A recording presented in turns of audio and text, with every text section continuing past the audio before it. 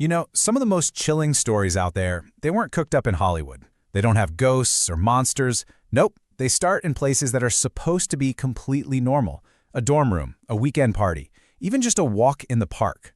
So we're going to dive in and break down these stories, and you'll see why real college life can be so much scarier than fiction. Just picture that for a second. It's the middle of the night, you're in a brand new place, and the one person you're supposed to be able to trust, your roommate, is just sitting there, staring at you. And no, this is not a scene from a movie. This is a real student's account of their roommate, a guy named Dale. And honestly, it sets the stage perfectly for everything we're about to get into. And that is the big question here, isn't it? What do you do when the one place you should feel safe becomes the most terrifying place on earth? We're going to deconstruct these true college horror stories, not just for the spooky factor, but to really understand the mechanics of fear itself and why these situations just hit us all on such a deep, visceral level. Okay, first up, the room. Your dorm room, your apartment. I mean, that's your sanctuary, right? It's the one place where the walls are literally there to protect you. The absolute terror begins when those walls are breached, whether it's from someone already inside or someone trying to get in. So when we talk about violating that sanctuary, it really breaks down into two different flavors of terror.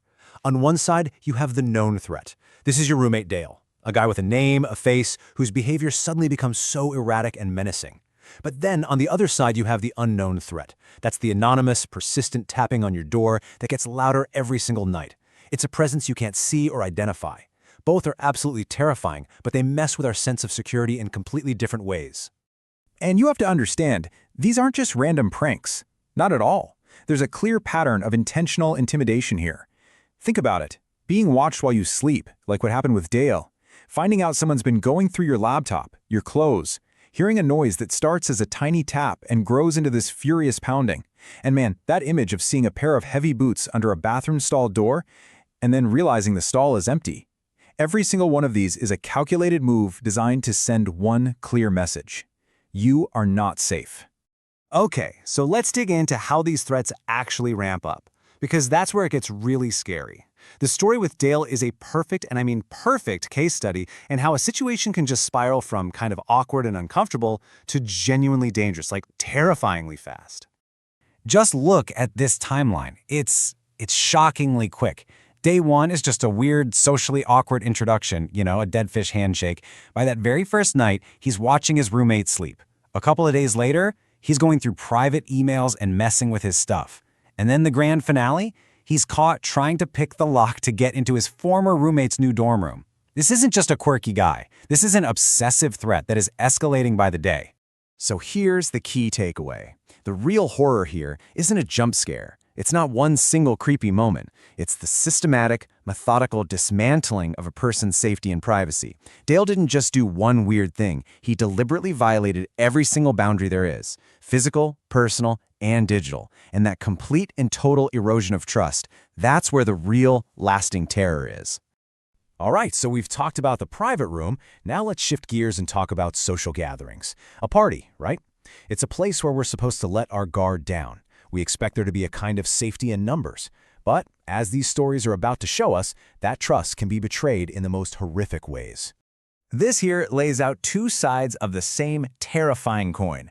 In the underground frat party story, the threat is internal, it's insidious. It's being drugged by someone you think is a fellow student and waking up totally disoriented in some dark room.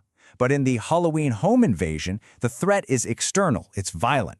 You've got armed intruders who turn a fun party into a literal hostage situation.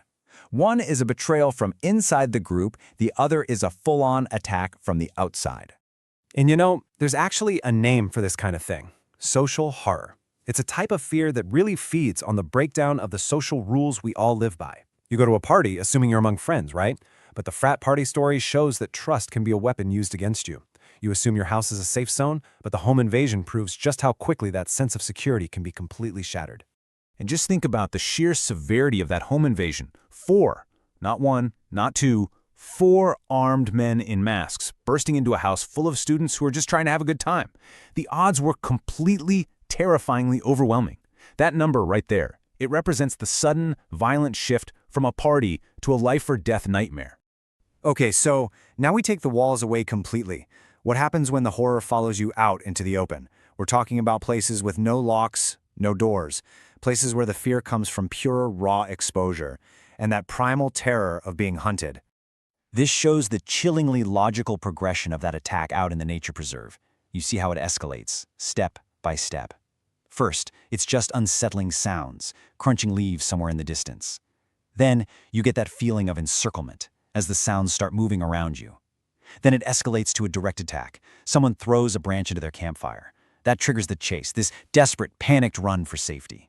And even after they think they've escaped, there's that lingering threat, seeing their pursuer just pacing at the edge of the woods.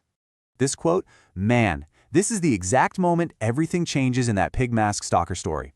It's the moment a really creepy joke, or what they hope is a joke, transforms into a real, undeniable threat. They test the situation. They run just to see what will happen. And when the silent figure in the mask runs when they run and stops when they stop, that horrifying reality just crashes down on them. This is not a game. We are being hunted. So what this all boils down to is that this kind of fear, it taps into something ancient inside all of us. It's the panic of being prey.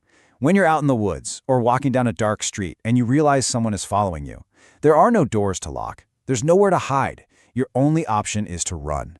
It is the absolute, ultimate feeling of vulnerability.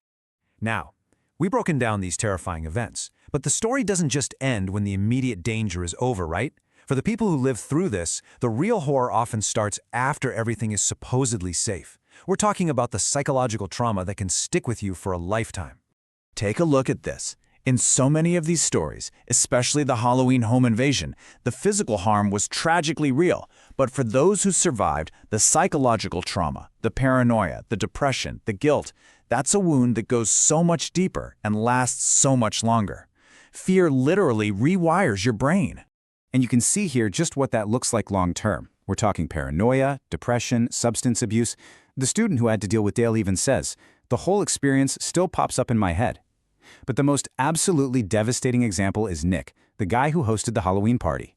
He survived the home invasion without a scratch, physically, but the event completely, utterly destroyed him on the inside. This is what his friends said about him. The survivor's guilt just ate him alive. It led to alcoholism, to drug addiction, and then, less than a year later, a fatal overdose. The intruders might have been the ones with the guns, but it was the horror of that night, the lasting psychological horror that truly ended up taking his life. That is the ultimate cost. Which brings us to one last big question. These stories are terrifying because they feel like they could happen. They prey on anxieties we all have about trust and safety and being vulnerable. So, why are we so drawn to them? Why do we find them so compelling? Maybe, just maybe, by exploring these nightmares from a safe distance, we're trying to understand the dark possibilities of the world around us, and, in a weird way, trying to better prepare ourselves for them.